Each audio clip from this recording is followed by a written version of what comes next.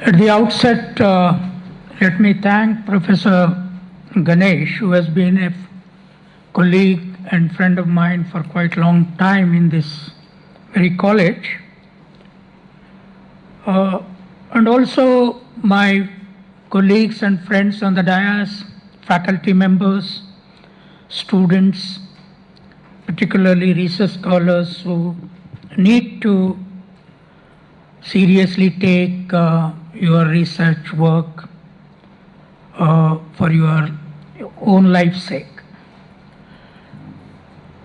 Now I'm extremely happy to come and address exactly 57 above hall after my retirement for the first time in 2012. Earlier I used to speak. And when Professor Ganesh told me that the talk should be on Karl Marx and Ambedkar social thought, and incidentally both of them are doctors, both of them are PhDs. None of our Indian politicians of his times was not a PhD except Ilaiah. Now, it is also a sort of pleasant thing for me to talk on this comparative analysis of Marx and Ambedkar, because in my student days in the 70s, with the influence of Karl Marx and also Lenin and Mao, dozens of my own friends were shot dead from this very university. And I myself was part of that movement. And with the influence of Communist Manifesto, which was written in 1848, I have written in my autobiography that it was this Communist Manifesto that taught me not only global philosophy but English. The English that I speak today was taught by Communist Manifesto but not by teachers. And I too was about to go as full-timer, leaving my job in this very college, but for a family accident, I had to give up that and take my teaching profession as full-time and then writing activity.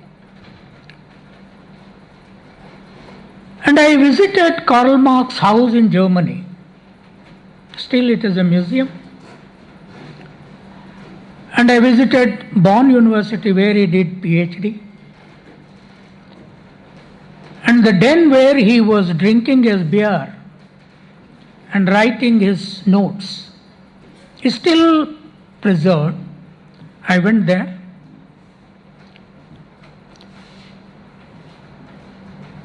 And I was not an Ambedkarite till 1985.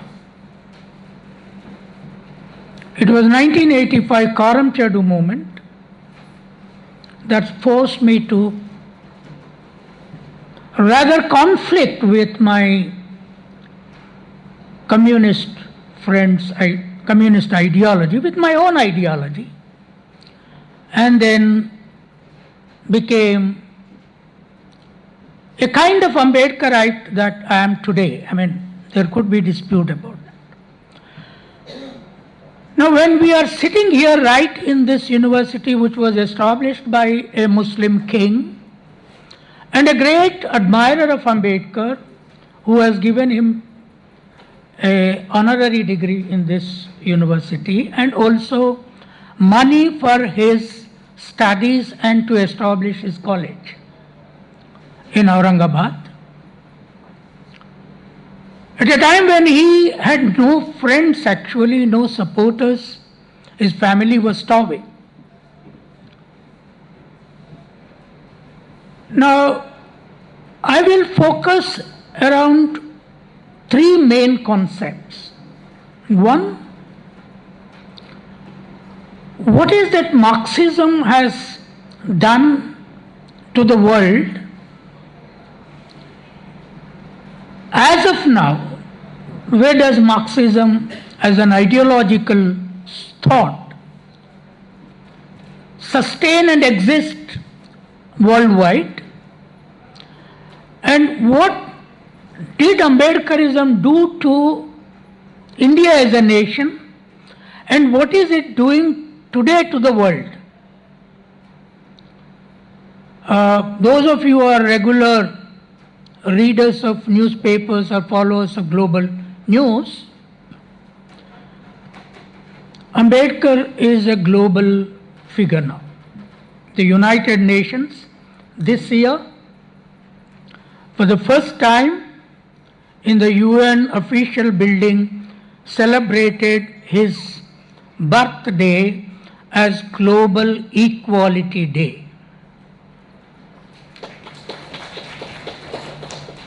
And American nation and Canada, even UK,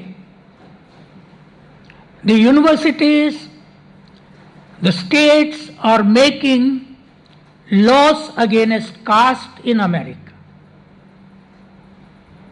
California, Senate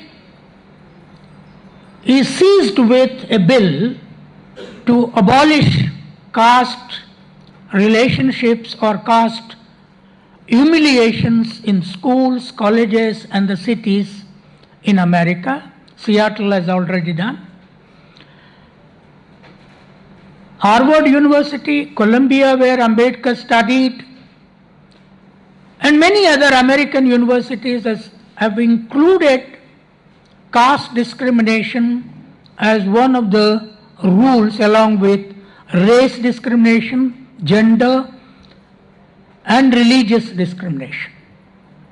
So in other words, individually now Ambedkar is far more respected than Karl Marx in the global democratic established institutions. Karl Marx does not have that kind of space in UN or in global universities. Now, how do we compare Karl Marx and Ambedkar? Is a very, very critical, theoretical, academic, and political question. Because both of them were scholars of high order, both of them were philosophers, both of them were sociologists, both of them were economists. Ambedkar himself was a proper economic student. Karl Marx was an economist by personal training, and both of them were legal experts. Though Marx did not have law as a degree, because he did his philosophy and PhD, Ambedkar had a legal degree. So what both of them did to the world, and where do they stand as thinkers in the universities, in the colleges, in the research domains, and so on. Second one, where does Karl Marx socialism stand, and where does Ambedkar's idea of democracy stands?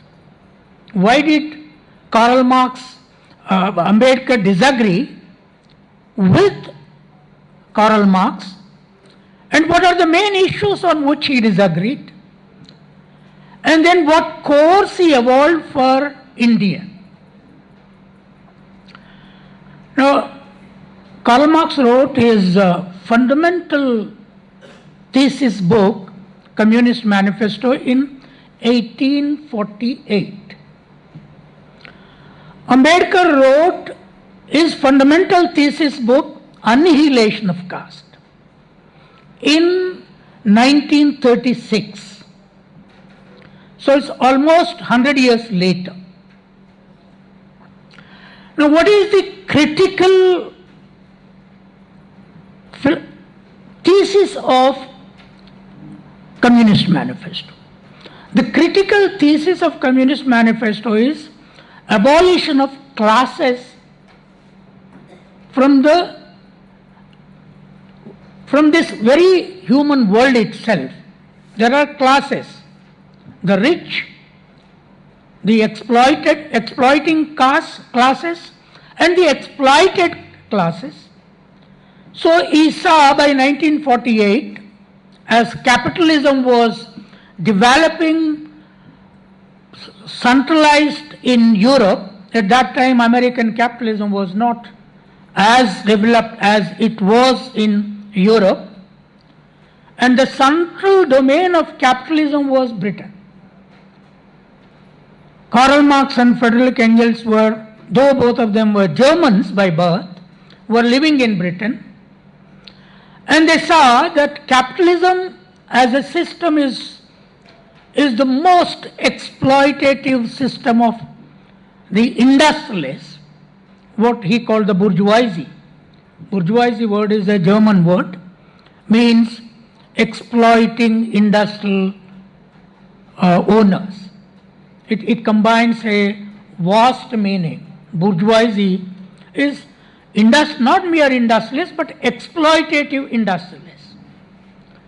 Then he saw the vast masses as the working class, but he called them proletariat. Because we have to understand the concepts. Now, when he was saying proletariat, he was saying those who sell their labor for a lesser caste than that their children, wife, and the person working in the market can live. This is called the wage labor. So the exploitation of the capitalist world is going to be such in future that no working class person can sustain the family as a living human beings.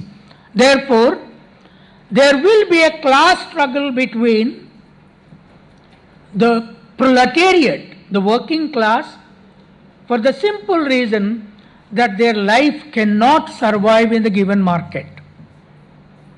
And that will lead to the class war, and the class war will lead to the establishment of what he calls socialism. And from socialism, the society will go towards what he predicted, called communism. Now, students, how many of you came from villages? Can you raise hands? Though I am not asking your caste. Now, what is this communism or socialism? How do you understand them? Let us say, sitting in your own village. I don't know how many of you read my book, Why I Am Not a Hindu. How many of you read or know it? Yeah, some of you, good. There is a chapter in my book called Dalitization. Now that examines the Dalit Vada. What is communism? That Marx was visualizing in future: no private property, no land, small houses of equal status, and they had only one thing to sell or make life, called labor. That tomorrow lives in labor. But at the same time, the Dalit Vada is only Vada where sharing even the limited resources is the highest, even now. So I have not seen, I have seen in upper communities, there were Reddys in my village and Velmas in my village. I come from a shepherd Kurma family. But here, old people will suffer a lot. Sometimes there will be food, but old people will not be given food by మనం అంటాం కదా కోడన్లు కొడుకులు సరిగా అరుచుకోరని. కానీ దళిత వాడలో ఎప్పుడూ ఆ పరిస్థితి ఉండదు. ఉన్న దాంట్లో పంచుకొని తింటారు. So that is what communism would be ultimately. Equality of all with plenty of wealth. That's what communism is expected. Now, that communism, socialism has not come. Class wars have taken place all over the world, including India. And Soviet Union, Russia has become socialist country in 1917. But by 1995, when I was still an active activist, Soviet Union collapsed. China, we thought, was going to be a permanent socialist evolutionary country. But then, after Mao Zedong's death in 1976, I still remember the day when Mao died, I wept as if he was from my family. That was the aura that we had for Mao Zedong. And then Deng Xiaoping came, then China was opened for open property system. Now this is the situation of Marx overall thing. But still Marx is working. How is working, I'll tell you. Now then, what is that Ambedkar did? The first thesis of Ambedkar is annihilation of caste. Now, abolition of class, annihilation of caste. You just note down the terminology. Ambedkar is talking about annihilation of caste, not abolition of caste. Now, what is the fundamental thesis on which he built this? Marx had one. Ambedkar thesis is the first major theoretical principle that he discovered in India was that Indian society is totally dissimilar to Western society, even dissimilar to China, dissimilar to Japan, what we call Asian societies. Why? Indian society is caste-centered but not class-centered. Now, 1936 he wrote Annihilation of Caste. Incidentally, that was the year in which he visited Soviet Union. And he came back with a conviction that, don't remember, by 1936, the Indian Communist Party was working in collaboration with Congress. And there was a major idea of revolution. And the world was thinking that revolution would be inevitable. Communist revolution will come in India. And most of the so-called visionary landlords from Reddys, visionary so-called intellectuals from Brahmins joined communist parties, thinking that revolution will come and we will have to manage our system in communism also. That was their idea. I was a great admirer of Karmela Nagireddy, the only major intellectual. Came from a big feudal landlord family. He was brother-in-law of Sanjeev Reddy. And he wrote the most famous communist book in India, if anybody has written, it was Tamil Nagireddy. But they were all landlords. Pussalapalli Sundaraya landlord, and Basavapunnaya landlord, Kondapalli Sitaramaya big landed family. So all of them. Now why did they join? Because they thought that revolution is going to be inevitable in India. It will come. It is coming in China. It will come here. And remember, Nehru also thought that revolution will come in India. Congress party will not survive. Therefore, within the Congress, having disagreed with Gandhi, he started a socialist wing and then evolved his own socialist theory called democratic socialism. This was Nehru, because he studied in England. Whereas Ambedkar thought there is likelihood of communist revolution coming here, but he wanted to stop it. That's a major issue. He wanted to stop where from? Actually from the very rock bottom of the proletariat idea of Karl Marx. Where is the rock bottom? Rock bottom is Dalitwada. Rock bottom in Maharashtra is Mahar society.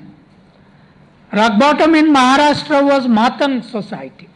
They were shoemakers, they were village cleaners, they were the most exploited, and also part of the Mahar community was in the army. So he thought, no, communist revolution will not help the most oppressed working community of India called Dalits. It's a very, very strange theory. When I was reading this, I found that whether man is more imaginative than all the communists in India, or he was dogmatic, what is that? But later on it is now proved he was the greatest imaginative, ideological, utopian thinker of this country. And he drew the lesson from Mahatma Phule. How many of you read or at least saw Mahatma Phule's Slavery, Gulamgiri, the book? Very few. No, students and teachers, I am telling you, if we don't read, it means we are expecting constables to read, police officers to read. Then they will rule us. If professors don't read, research scholars don't read, police officers will read. Universities are gone. I think we have to come out of this. We have to read. You know, I had a very funny theory for reading. I used to read, like even now without reading or writing I can't survive. So if somebody wants to kill me, simply take a book away from me or writing my laptop from me, I'll die. Now how did I evolve this theory? I said, my father is a shepherd. From morning he takes his sheep. My mother is a cook at home and wool weaver. మా అవ్వ గొంగళ్ళు నేసేది, గొంగళ్ళు ఉడికేది. Morning నుంచి evening వరకు వాళ్ళు పనిచేస్తూ మనం చేస్తే ఇక్కడికి వచ్చిన తర్వాత మనం మార్నింగ్ నుంచి ఈవినింగ్ వరకు ఏం చేయాలి? చదవాలి, రాయాలి, చెప్పాలి కదా. అది మన అయ్యవాళ్ళ నుంచి నేర్చుకునే పాఠం కదా. మరి మనమే నేర్చుకుంటున్నాం. అసలు చదవద్దు, రాయొద్దు, చెప్పొద్దు కూడా. ఇది anti Dalit thesis, not anti professor thesis, anti శూద్ర థీసిస్. అలా ఉన్నపోతే సమాజం బతకదు కదా. మరి మనం పాఠాలు చెప్పకపోయినా, పిల్లలు చదవకపోయినా యూనివర్సిటీలు నడుస్తున్నాయి ఎందుకు అంటే there is a mechanism to do this. So what Pule did was a very, very unusual thing. He had just studied 7th grade. He wrote the first, he was the first Shudra.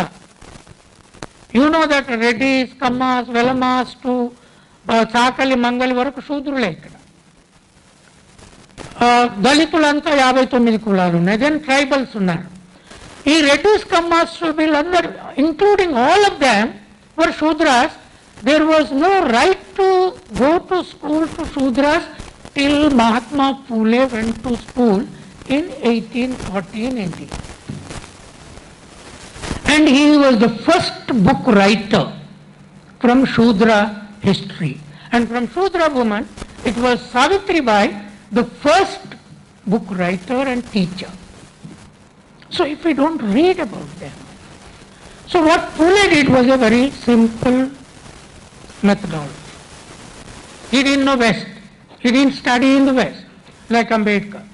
What he did was that who is the producer in this country and who is the consumer in the country. And he came to a very rough estimate that Shudras and Atishudras are total producers. And Shethjis and Bodjis in Maharashtra, that is Brahmins and Banyas, are total consumers. Production is one end and consumption is another end without respecting the production work. Production is pollution in theory and consumption is sacredness. Tini kurchunte sacredness. Utpatti cheste pollution. And Ambedkar understood this is where the spiritual philosophy of India has gone wrong. So therefore he said that my people are untouchables. My people are not working class. If you see in Germany, if you see in Britain, if you see in America, the working class will have two races and two genders, men and women and blacks and whites perhaps. But there are no graded unequal working people in the working class.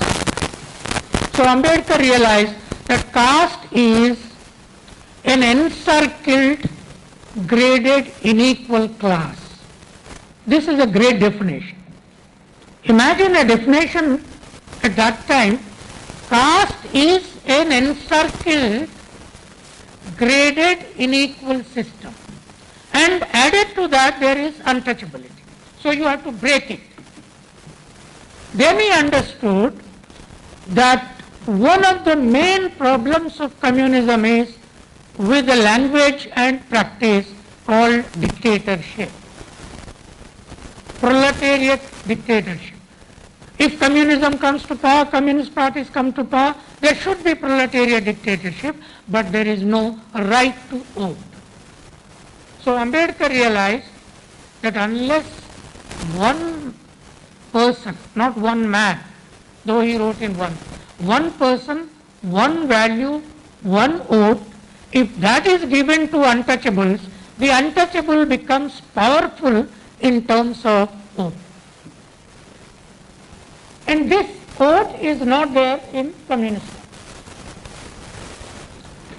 So he said, proletariat dictatorship will not be useful for us, and democracy is essential for India.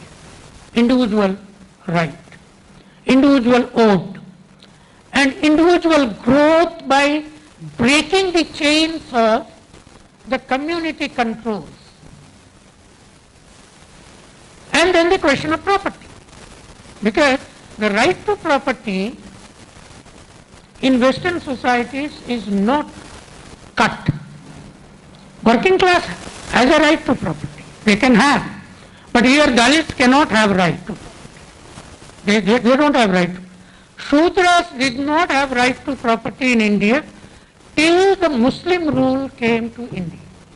But actually the full right to property came only after the Constitution.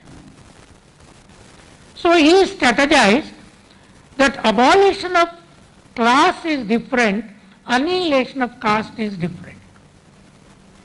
Therefore, he decided that India should not be allowed to go into the hands of the communist rule. And when communists were organizing working class in Bombay, Ambedkar organized the Dalits separately, and there was a conflict. Why? If a Dalit was a worker, mill sundeti anadu. In the mill, if a Dalit was a worker, if a thread is cut, if a Dalit, touches the tongue and the tadipi, atkinchalalsi unde. Tongue to ganaka atkiste, then the mill owner would not accept, because Dalit saliva is not accepted. So he said, what is the Communist Party doing? What is Gandhi doing? So he said, communism in India is headed by Brahmins. Once communism comes, the working class, in the name of working class, Brahmins will rule India. Dalits cannot come to power at any time in India. So that is where, so now what is the welfare concept? What is welfarism? Welfarism essentially is a socialist idea, Karl Marx idea. What is welfarism? Welfarism is that you work hard, you retain your wage with you, and the remaining will go to state, and the state will distribute depending on the need. Please note down this principle, what Karl Marx said. From each according to his work. And the wage has to be decided based on the principle that each according to his her work. From that to each according to his her need. If you need this much, in the beginning you will not get. If you need a car, you will not get. If you need a scooter, you will not get. But if you need a collective bus, you will get. So that was the principle of communism. Each according to his her work, to each according to his her need. And the state has to distribute the resource. Now what is welfarism in democracy? The Western democracy adopted the principles of Karl Marx, particularly in England, and started saying state has a responsibility to begin with on two agencies. Number one, education. Now that is where we have to focus now. Today the British schools, how many of you teachers, your relatives are in Britain today? మీ పిల్లలు ఎవరైనా బ్రిటన్లో ఉన్నారా?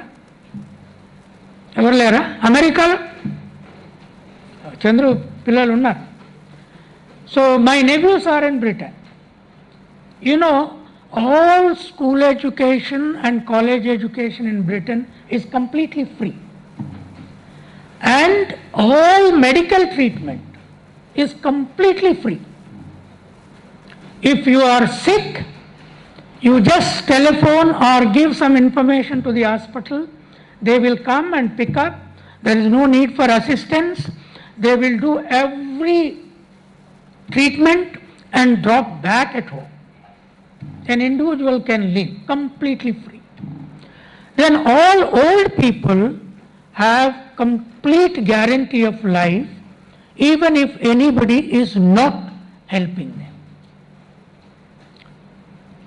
Third and fourth, the transport. If you have individual transport, okay, but the state transport is equally available for everybody. Now, this is true of France, Italy, Germany, and school education is free in America and Canada.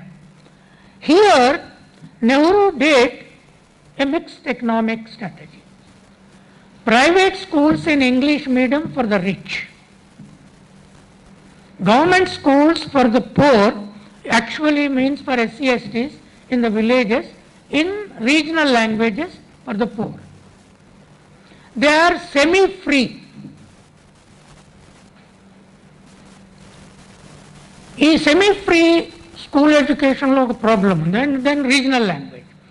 When a state has two language education, the danger is, earlier we were not supposed to study Sanskrit.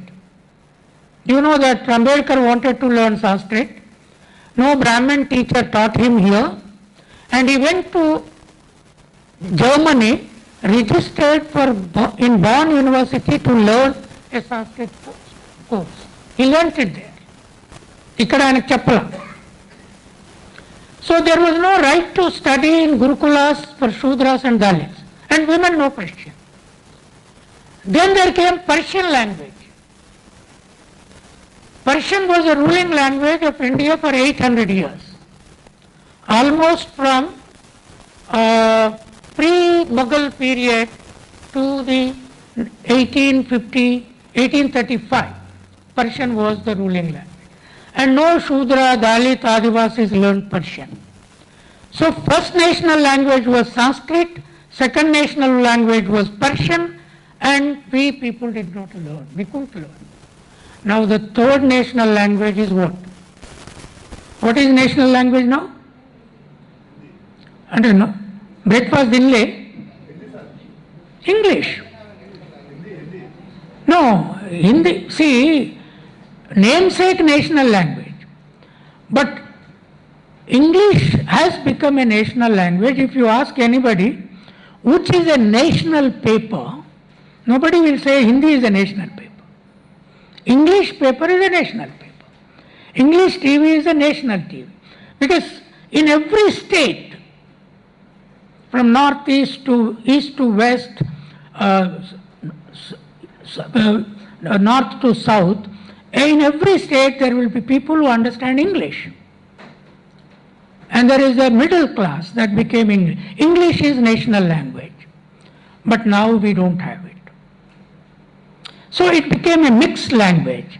Now one of the greatest vision of Ambedkar is that he went on demanding that English should become Indian national language in every school. How many of you support that?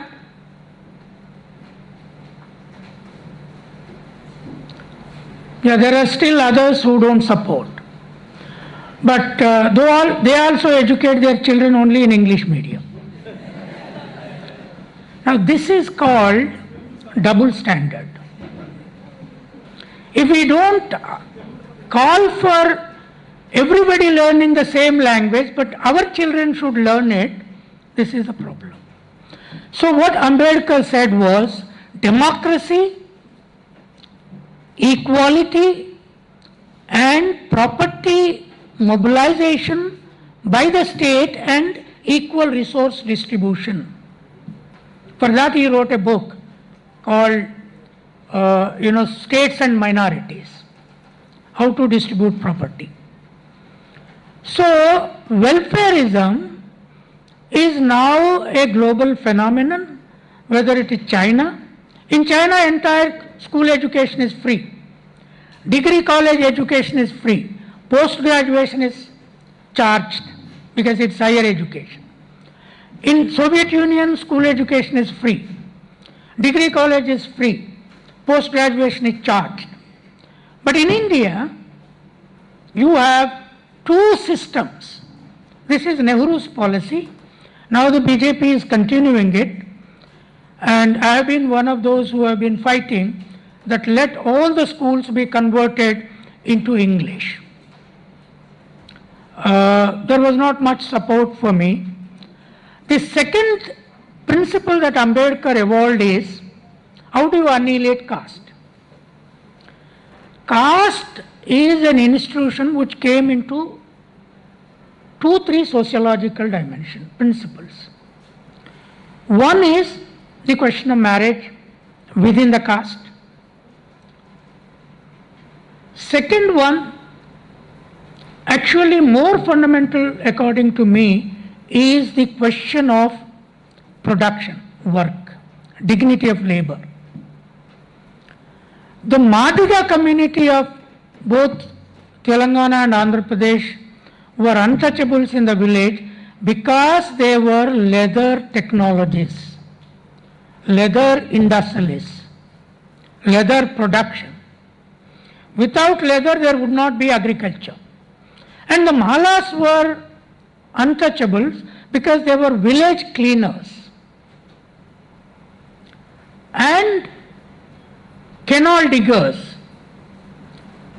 And put together, they were dead body removers, cattle dead body removers. Now, the first leather industry of India is made most untouchable to Indian spiritual class, the Brahmins. Now, one of the evidences now we have is a very strong evidence. Those who are Sanskrit teachers here, Telugu teachers, or anything, see all over the world. How many of you know Plato? Aristotle? Okay. Plato wrote Republic, right? Aristotle wrote Politics. And how many of you know Confucius? Yeah, how many of you know Kautilya? Okay. Plato wrote Republic on leather scrolls. You know what is leather scroll? Leather scroll ante telusa? Leather scroll is a leather sheet which is made very thin, which is like ancient paper. Leather scroll. All the world ancient thinkers wrote books on leather scrolls. Do you know in India where ancient Indian writers write? They wrote on Talapatras. Talapatra is what? గట్టిగా చెప్పండి అమ్మా. ఆడపిల్లలు మరీ గట్టిగా చెప్పాలి, ఎందుకంటే అది మీరు ఎక్కువ ఉన్నారట ఇక్కడ సంఖ్య. తాళపత్ర ఊళ్ళల్లో దాన్ని ఏమంటాం మనం? మరి గది చెప్పడానికి ఏమో పెద్ద ఇది అంటే మనకేముందంటే ఊరు భాష మాట్లాడితే యూనివర్సిటీలు ఎట్లుంటుందో అని కాదు. ఊరు భాషే యూనివర్సిటీ భాష. తాటాకు, తాటాకు మీద రాస్తే ఎవడన్నా తెలివి ఉన్నట్టేనా? రాయవస్తుందా? రాస్తే ఉంటుందా? తాటాకు మీద అది ఎంత ఉంటుంది, ఇంత ఉంటుంది. ఎట్లా రాస్తావు? తర్వాత అది చాలా స్మూత్గా ఉంటుంది. ఏ లీఫ్ లిక్విడ్ తోటి రాస్తావు దాని మీద? సో తాటాకు మీద first book return book in India is Kautilya's Arthashastra. The Vedas and other texts were orally communicated. Later, after Kautilya wrote his Arthashastra when Chandragupta was the king, and then the other books were put into written form. ఎట్లా రాశారు? అదే చెట్ల రసాలు తీసి నెమలిక పెట్టి రాశారు మనోళ్ళు. అది ఎవరైనా that is what they did. But what happened, tragedy is, all those which were written on leather scrolls remained as it is, and all those which were written on talapatras were finished. Very few existed. Now, why they did is, the Brahmin Pandits and writers thought touching the leather is against their God. That means touching science is against God. So they made God anti-science. God has to be a scientist. That is the reason why I keep saying, who is the greatest doctor in our villages? ఊళ్ళ నుంచి వచ్చిన అమ్మాయిలు అబ్బాయిలు చెప్పండి. మన ఊళ్ళల్లో అసలు doctor ఇప్పుడు ఆర్ఎంపీలు ఉన్నారు, కొంతమందిని చంపుతారు, కొంతమందిని బతికిస్తారు. తర్వాత ఎంబీబీఎస్లు ఉన్నారు, వాళ్ళు అంతే. కానీ అందరికంటే పెద్ద డాక్టర్ ఊళ్ళో ఉన్నారు. ఎవరు? మంగలి. Very good. మంగళోళ్ళంత గొప్ప సర్జన్స్ ఎవరు గారు? అందరికంటే పెద్ద డాక్టరు పోచమ్మ దేవత. చూసారా మీరు ఎప్పుడన్నా? See, Pochamma, why Pochamma became goddess? Pochamma was a migrant woman from Harappan civilization to south who discovered that turmeric was a medicine. Turmeric అంటే తెలుసు కదా, ఏంటంటే పసుపు. పోచమ్మ దగ్గర ఏం పెట్టాలి పూస్తారు పోచమ్మకు? Second one Pochamma discovered was neem leaves, యాపాకులు. Simple, I will give you one example. నాకు చిన్నప్పుడు 6 నెలలప్పుడు బాగా అమ్మ తల్లి అయింది. అసలు ఎవరు నేను బతకరనుకున్నారు. సో 2 ప్రాబ్లమ్స్ వచ్చినాయి. Ambedkar also realise this. One, what language does God understand? గాడ్కి ఏ లాంగ్వేజ్ అర్థమైంది అనేది ఒక ప్రశ్న ఉన్నది భారతదేశంలో. సో పండితులు ఏం చెప్పారంటే, gods understand only Sanskrit. But నాకు అమ్మ తల్లి అయింది బాగా. మా అవ్వ పోచమ్మకు మొక్కింది. ఏమని మొక్కింది? ఓ పోచమ్మ, ఈ పోరాన్ని బాగు చేస్తే కళ్ళు పోస్తా, పెద్ద గొర్రెను పోస్తా, బాగు చేయకపోతేవా కంట్లే మన్ను పోస్తా అన్నది.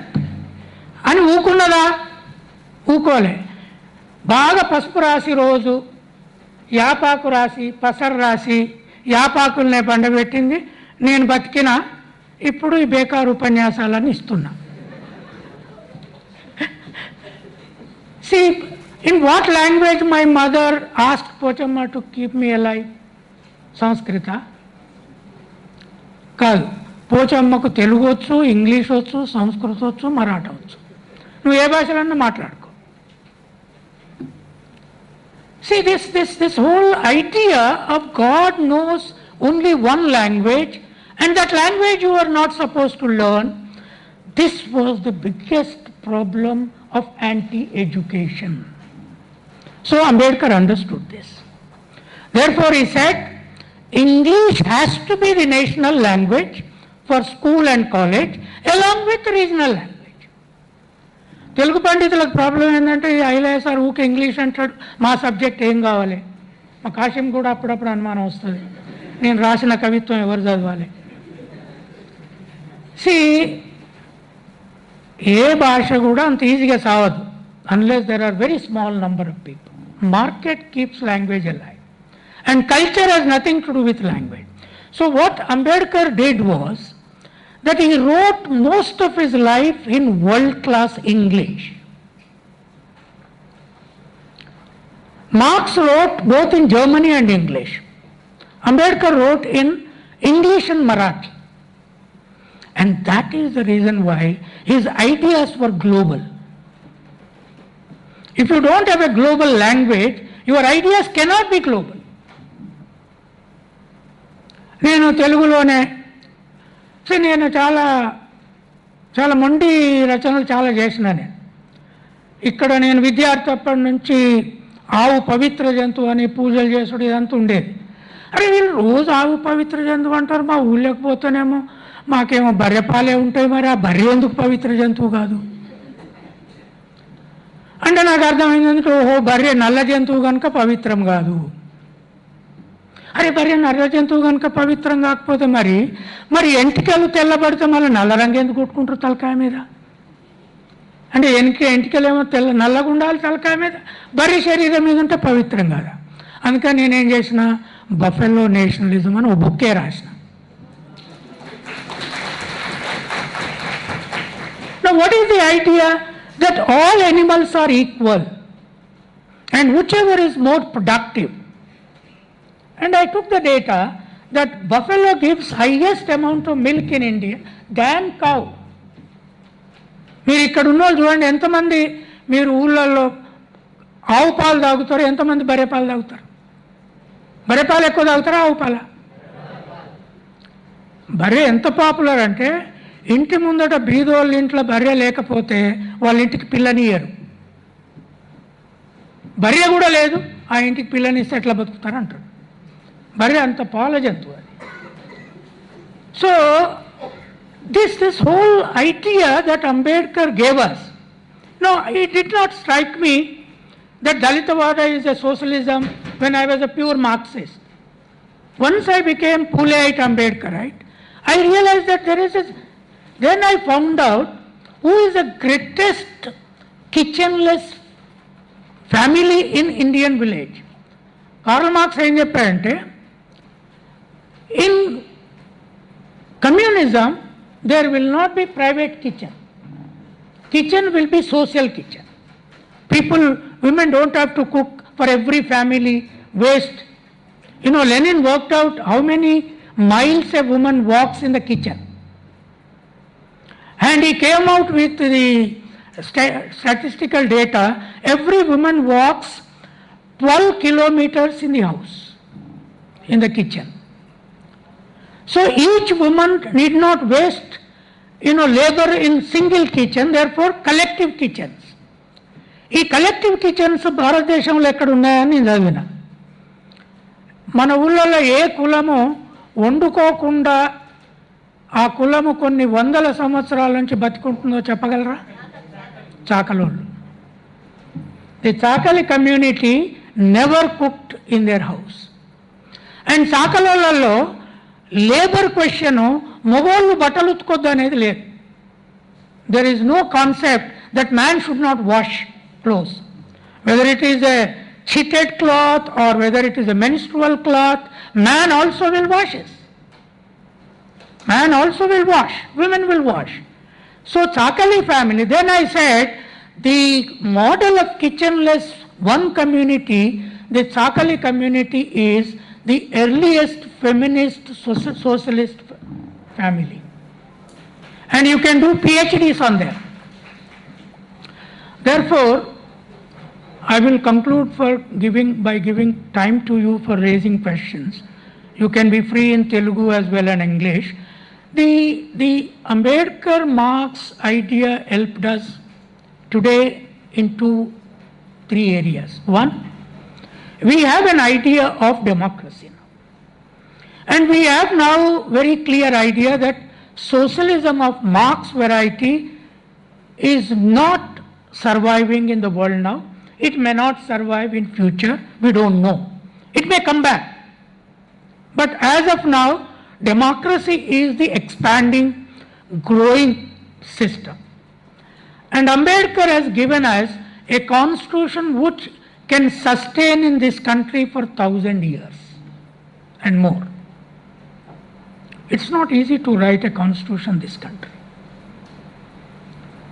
Whether B.R. Rao or M.V. Kamath or all these people, nobody could have written such a constitution for such a complicated nation.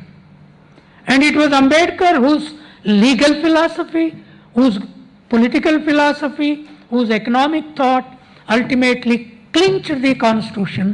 Therefore, we are luckiest to live in this constitutional frame.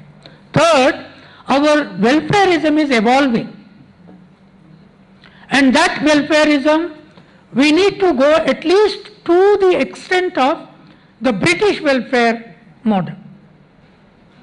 If not the ultimate welfare that Marx visualized, but the British welfare model is one language education, labor-based wage, everybody will have a house, everybody will have, the idea of equality and survival, and then everybody will have house, everybody will have, transport to travel from one place to another.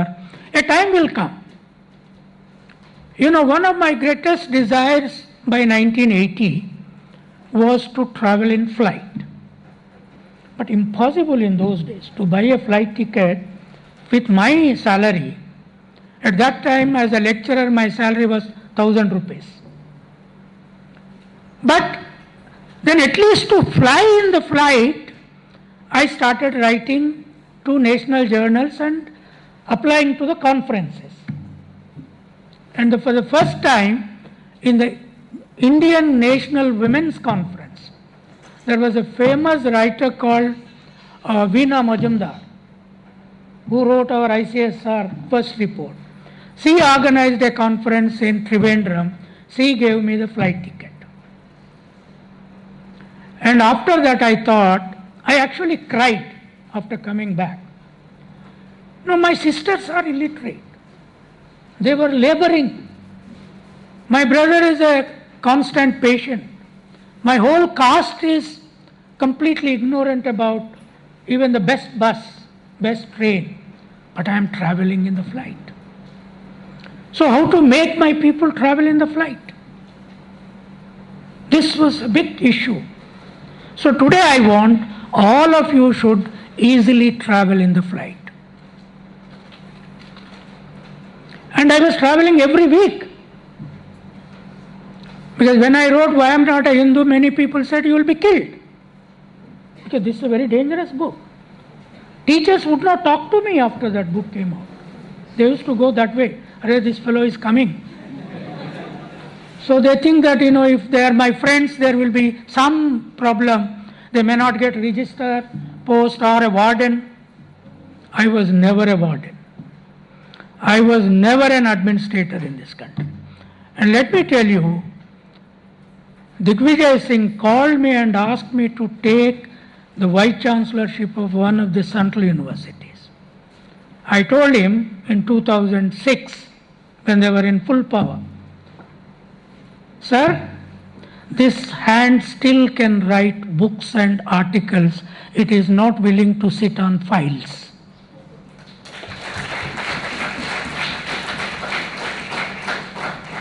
Therefore, you have to become scholars. You have to till the knowledge like your parents are tilling the land. And the question of dignity of labor is still a problem. Why a shoemaking is not respectable in the temple? Why shoemaking, why leather scroll became untouchable? Why pot making is not science? Why barbering was untouchable? And why the barber's knife, which became the oldest, sharpest blade when the world did not know what a blade? Why those people were disrespectful? So you have to do the research on each community's technology, engineering, science is a great source of your research topics. So Ambedkar gave you that scope. And lastly, don't forget, from today onwards, it is not easy to learn English. How many of you have problem in English? Students, raise your hands. There is English coaching center they started, na? VC was also telling me. So, see, English is not a difficult subject. English is the easiest language. Only thing is you have to learn on your phone. You read and write. Therefore, my slogan is, lastly, my slogan is this. What is Ambedkar's slogan? Educate, educate, organize and agitate. At that time there were no educated people. Then when I was a professor, I wrote a slogan of my own in the back of my mind. And I still work toward that slogan. Because from Ambedkar to now, illiteracy has gone by and large. There is no need for making effort to illiterate. So therefore my slogan is read, write and fight. Read, write and fight. Now what is fighting? You don't have to fight in the street, or you don't have to fight every day in front of the secretariat. But fighting with your own ignorance, your own laziness, your own family's backwardness, and your own community's backwardness is a fight. So you have to, and women's equality fight is everyday fight. Now the other day, if you can search in Google, I have given 10 lectures in English. They are there in the YouTubes. It is called Teaching English to the Sheep. You know why I developed this?